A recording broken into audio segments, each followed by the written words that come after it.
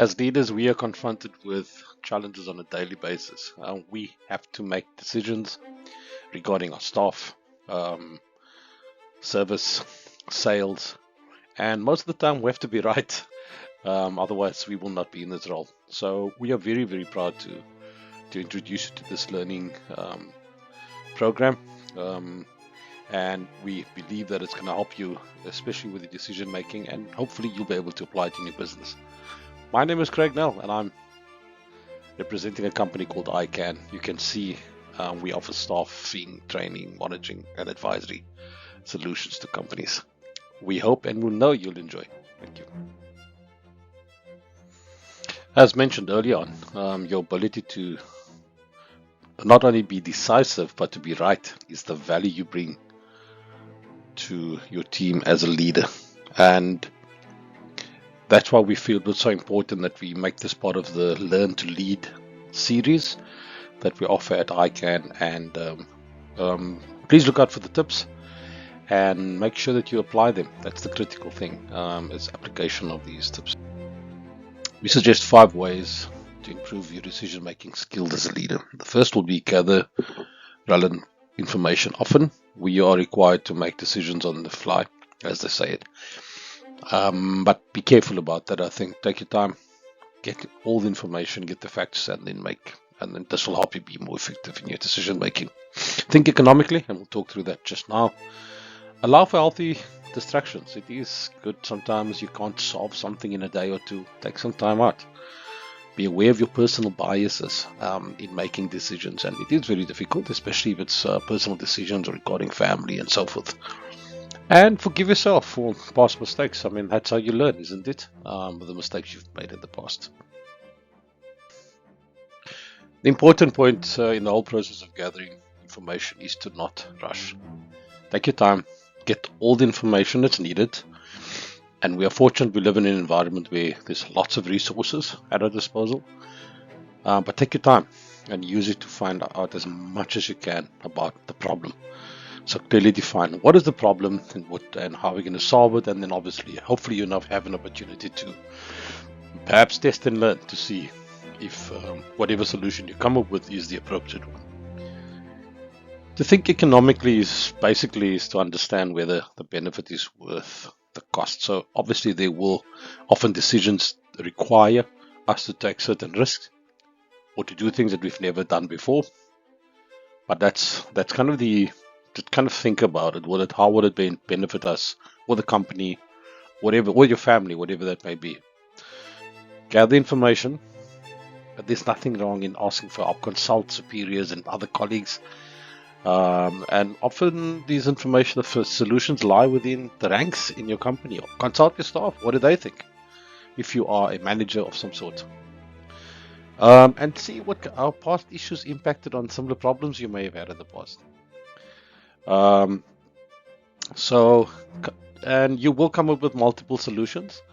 Evaluate them carefully. Look at the pros and cons. And basically, thinking economically is basically just taking time out to figure out the next step. Don't rush into anything. There's no need. And obviously, we as a leader, the decisions we make, we're almost kind of trying to make the right decisions all the time. So nothing's going to cost you very little just to take your time and think economically. Allow for healthy distractions. There are many instances where you need to take your time, like we've said in the previous clip. We were to think economically in gathering information and so forth.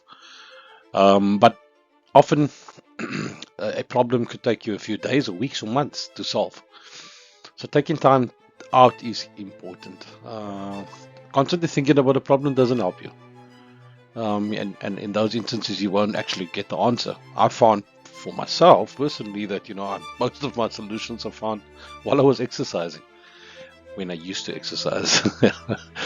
And often you're already stressed, you're already drained, you're not thinking clearly. And those are not great in kind of a great environment for you to make decisions, especially if it's regarding with the future of your business or whatever field you may be in. So let yourself be distracted. Take time out, walk away, take a short walk, chat with co-workers, and not about work, just nonsense. Take a nap if you can, if you're working from home. You need to replenish your mental resources to make sure you come up with the best decision. Okay, take time out. Tip number 4 is be aware of your personal biases. None of us are immune to it. We have preferences. We may have been confronted with problems like these in the past, but that's fine. Just be aware of it. Doesn't mean you have to stress about it or make make it a big deal that you're considering your biases or your preferences, but just be aware of it. Yes, after considering all the information that you've gathered, and then ask if yourself, is the decision not affected by baseless assumptions, perhaps? Is it based on objective understanding of what the work is, or and your decision has nothing to do with a personal preference? So those are kind of just important things to check on when you're making a decision in any kind of front in the workplace, or as I said earlier on, in your personal life. Finally, forgive yourself for the past mistakes. We all have beaten ourselves up over the past mistakes. We often sulk. So they normally say build a bridge and get over it. Very, very important. So don't dwell on the past mistakes. It doesn't help. It's good to be able to reflect on them, and they could have influence how we make decisions. But just be, as I said earlier, just be mindful of them. But just move on. Don't let the failures of the past affect your future decisions. Own up to it, forgive yourself, and come back wiser. My name is CraigANel. I'm from ICAN. It was a great pleasure for us to engage with you. Give us feedback, like and subscribe.